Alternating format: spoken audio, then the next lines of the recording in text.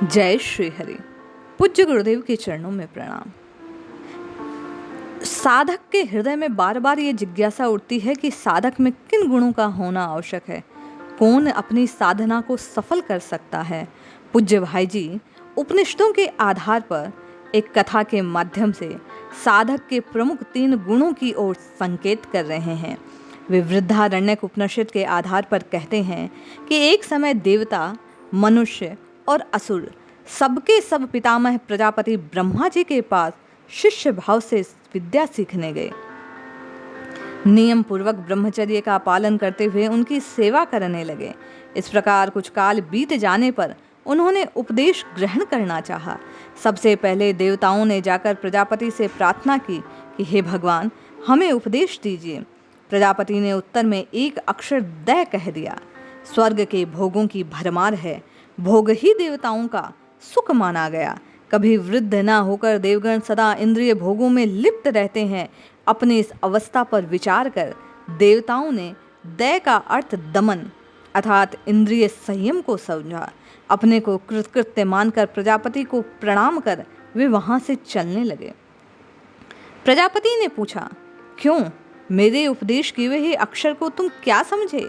देवताओं ने कहा, महाराज समझ गए। आपने हम विलासियों को इंद्रिय दमन करने की आज्ञा दी है।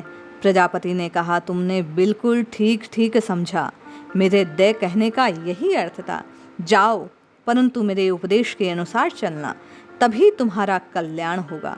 साधक का प्रथम गुण इंद्रिय संयमी होना है। वह सदैव संयम का पालन करे, यह आवश्यक है। तदनंतर मनुष्यों ने प्रजापति के पास जाकर पूछा, भगवान हमें उपदेश कीजिए। प्रजापति उनको वही दै अक्षर का उपदेश देते हैं। मनुष्यों ने विचार किया कि हम कर्म योनि में होने के कारण लोभवश अर्थ संग्रह में लगे रहते हैं, इसलिए प्रजापति हम लोभियों को दान देने का उपदेश कर रहे हैं। ये निश्चय कर वे अपने को सफल मनोरथ मानकर चलने लगे।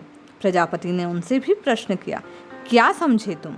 संग्रह प्रिय मनुष्य ने कहा, जी समझ गए, आपने हमें दान देने की आज्ञा दी। ये सुनकर प्रजापति प्रसन्न होकर बोले, बिल्कुल सही, तुमने ठीक अर्थ को जाना है।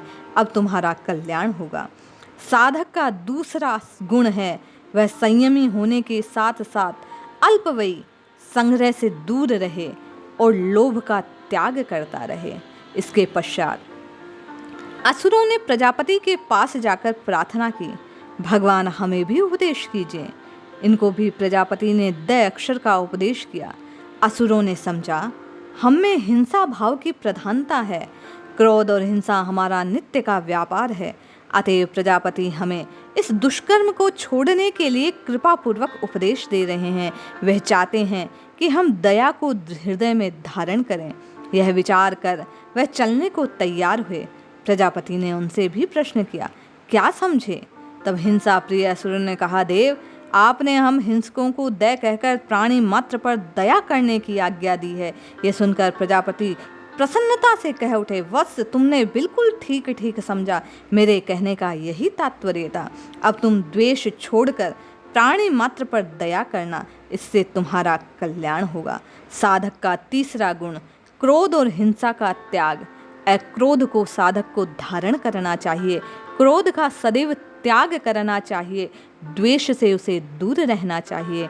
लिखा गया, देव दनुज मानव सभी लहे परम कल्याण, पाले जो दै अर्थ को दमन दया अरुदान। इंद्रिय संयम, दया और दान, ये तीनों गुणों को साधक अपने हृदय में, अपने जीवन में धारण कर परम कल्याण, परम गति को प्राप्त कर सकता है। जय श्री हरि।